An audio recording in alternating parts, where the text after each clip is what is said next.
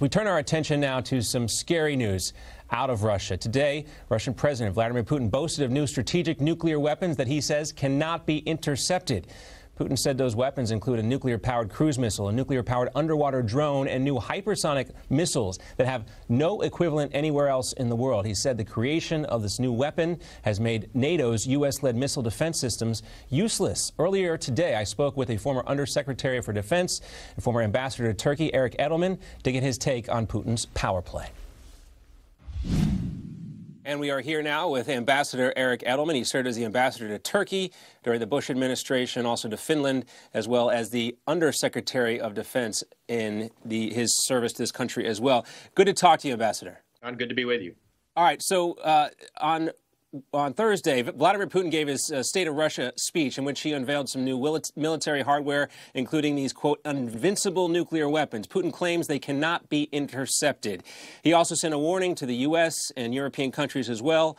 Are you buying Putin's claims about these missiles, or is he just bluffing? Well, I think it would be always a mistake to write off claims like this to mere bluff. Some of these weapons have been under development for quite a bit of time.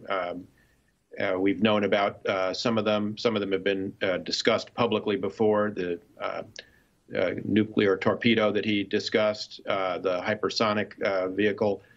So I think we have to take the unveiling by Putin of these new capabilities seriously, because it's of a piece with what he has been saying for some time about his willingness to threaten the use of nuclear weapons in conflict, which is also in keeping with some Russian doctrinal writings as well. So if these are in fact true, these reports, and this development is significant, how should the U.S. respond? Well, first, we have a hypersonic program of our own, but I think it's important to recognize that both Russia and China seem to be quite a bit ahead of the U.S. in this technology, and so I think it's an area where the U.S. is going to have to perhaps redouble some of its efforts.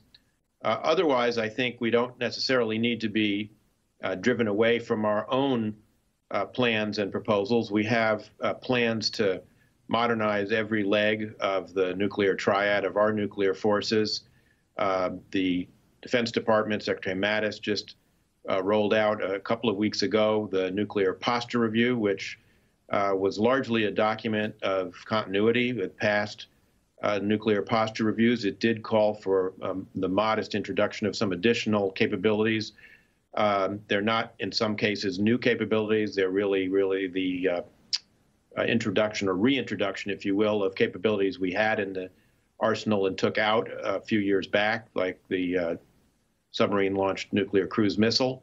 And I think we ought to move ahead with those plans purposefully and maintain, I think, a very robust nuclear deterrent, which we have. Are we in a new age, a new era of nuclear proliferation?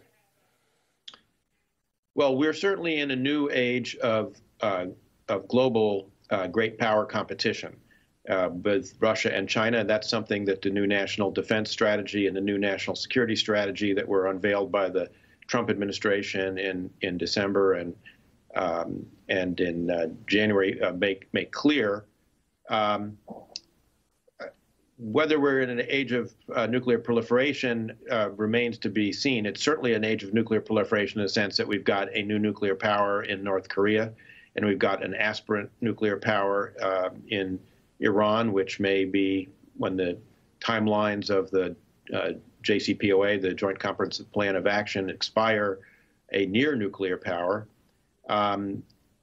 If that were to happen, I think we would then be in a situation in which the nonproliferation regime that has been in place since the Nuclear Nonproliferation Treaty was negotiated in 1968 would be in danger of collapsing, in which case we might be looking at much broader proliferation and the spread of nuclear weapons to even more countries around the world.